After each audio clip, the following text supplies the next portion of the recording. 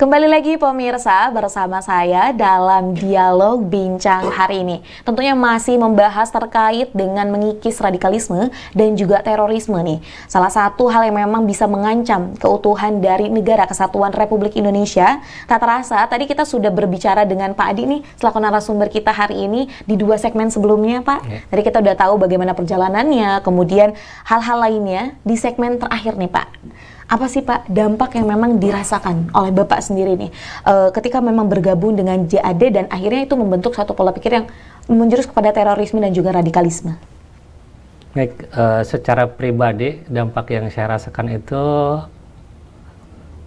benci, tertanam kebencian terhadap orang yang tidak sesuai dengan pemahaman kita, gitu kan.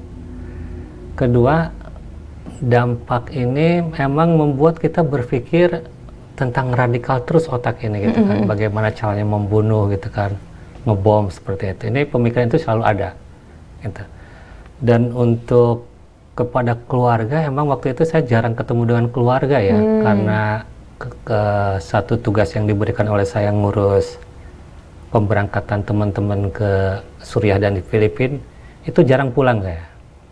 Jadi harus ke Jakarta, ke Bandung, ke Surabaya, muter terus seperti itu, sehingga jarang ketemu dengan keluarga, terutama dengan anak waktu itu.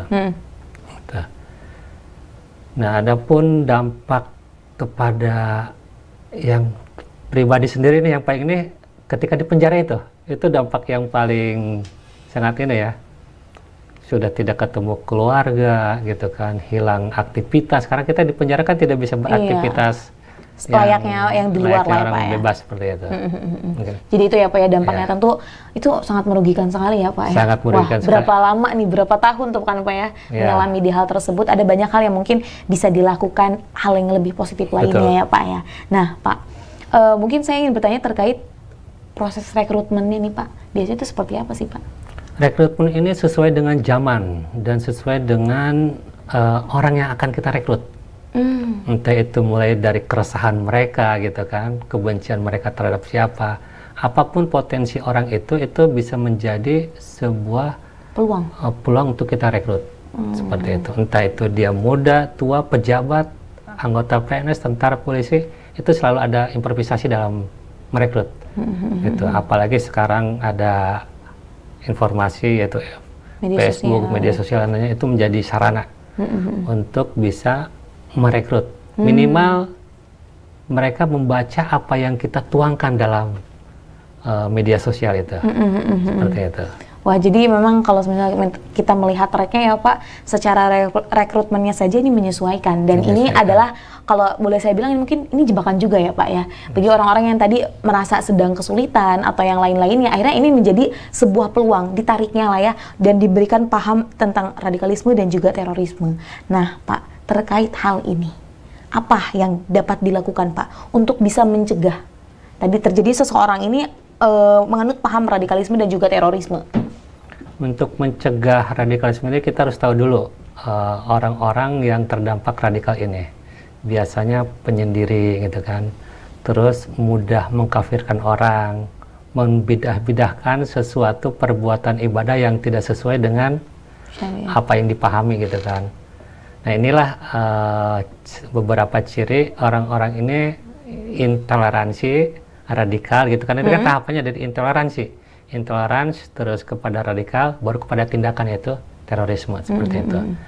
Nah, inilah kita yang harus tahu dulu dari sisi fisik, terus dari pemahaman dari bicaranya kan kita harus tahu. Nah, bagaimana cara mencegahnya? Ya, mencegahnya beberapa macam deh.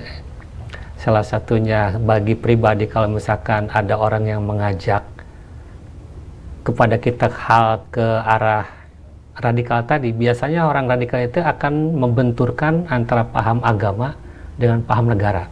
Seperti itu biasanya, kebiasaan. Jadi ada yang berapa narasumber teman-teman itu ada yang mengatakan merekrut orang menjadi radikal itu sangat mudah.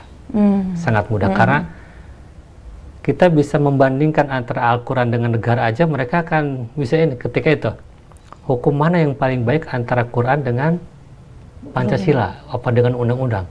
Pasti umat Islam, anak muda dan orang tua pun, ustadz bilang Quran yang paling baik. Gitu. Karena terus ketika akan milih mana ketika berhukum dengan hukum Islam, yaitu ketika potong tangan ketika mencuri, ini mencuri di hukum penjara, itu bagus mana? Mereka mengatakan bagus Quran. Nah, inilah stimulus untuk menjadikan orang nantinya benci terhadap negara. Seperti itu. Kalau beberapa lagi itu tadi kita harus tahu satu ciri, kedua dari sisi mana masuknya radikal itu, dan ketiga sih banyak-banyak membaca buku sehingga kita bisa tahu. Jadi bukan satu buku ini yang kita pahami itu yang benar, tapi kan banyak pemahaman-pemahaman yang lain yang kita harus pahami. Makanya intoleransi ini wajib, gitu.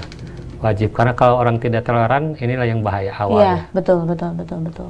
Dan berbagai informasi juga tentu perlu ditelaah ya Pak, atau ditabayun lah ya, gitu ya. Itu. Nah tadi agar tidak menuhankan satu paham saja. Betul. Ada banyak yang memang bisa disesuaikan ya Pak ya, menyesuaikan dengan memang apa yang memang dibutuhkan. Nah kemudian Pak, apa nih yang Bapak lakukan untuk memperbaiki masa lalu nih Pak, yang saat ini Bapak lakukan?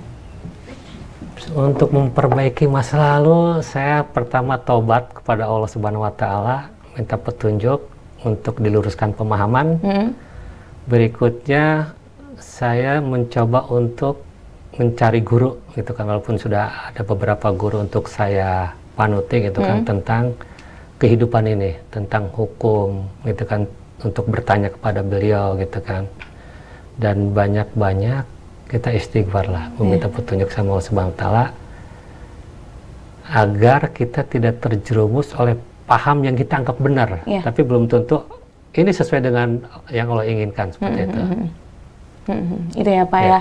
Wah tentunya Pak ada banyak sekali pembelajaran berharga Pak yang memang bisa diambil bukan hanya untuk Bapak dan kita nih selaku pemirsa, selalu masyarakat Indonesia, ada banyak hal-hal nih pemirsa yang memang bisa kita ambil, bukan untuk dicoba ya Pak ya, tapi kita melihat lah ya, kayak wah ini ternyata memang tidak benar, dan kita mengambil sisi positifnya. Nah Pak, tak terasa sudah 3 segmen nih kita berbincang-bincang dengan Pak Adi, pemirsa, membahas mengenai dengan radikalisme dan juga terorisme. Untuk memperkuat nih Pak, boleh Pak kasih closing statement kepada pemirsa setia Sultan TV terkait dengan tema kita hari ini, mengikis radikalisme dan juga terorisme, musuh kita bersama. Silakan Pak. Oke, jadi untuk terutama generasi muda, yaitu Gen Z sekarang, ketika mana generasi ini banyak mempergunakan media informasi seperti handphone, ini wajib untuk mentabayun dulu informasi-informasi yang ada. Kedua, harus banyak sering-sering bergaul dengan orang-orang yang emang dianggap secara keilmuan dia pas gitu untuk kita ikutin, seperti itu. Dan jangan sampai terpengaruh oleh ajakan-ajakan yang menghasut kepada perbedaan. Karena dari perbedaan inilah nanti akan timbul radikal dan terorisme. Mungkin di situ itu aja. Baik, terima kasih Bapak sudah bisa datang nih ke Studio Sultan TV. Kita berbincang terkait dengan tadi pengalaman Bapak, dan juga ini bisa menjadi satu hal yang kita dapat petik nih pemirsa.